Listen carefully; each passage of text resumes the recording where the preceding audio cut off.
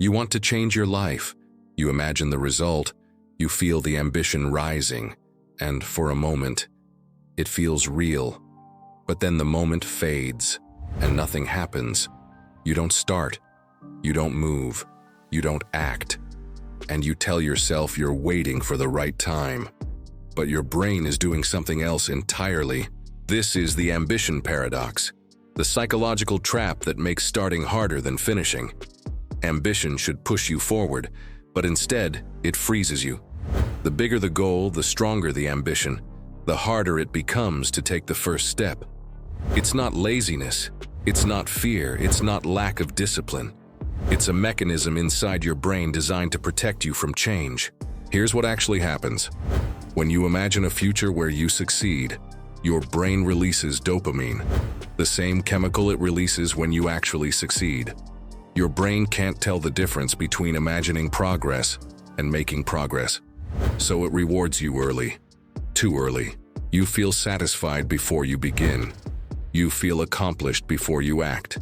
You feel progress without progress, and the urgency disappears. Your brain gives you the illusion of movement to avoid the discomfort of real movement. This is the ambition paradox. You think you're preparing. You think you're planning. You think you're getting ready, but you're not. You're delaying, you're simulating, you're rehearsing a future that your brain has already rewarded you for. Ambition becomes a trap.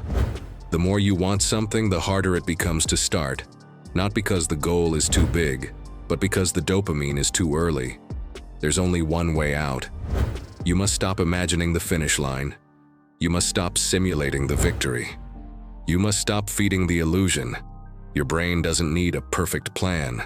It needs a micro-action. One step, small enough to ignore, small enough to not trigger fear, small enough to bypass the dopamine trap. Because once you start, the paradox breaks. Action creates real dopamine. Real dopamine creates momentum. Momentum creates progress.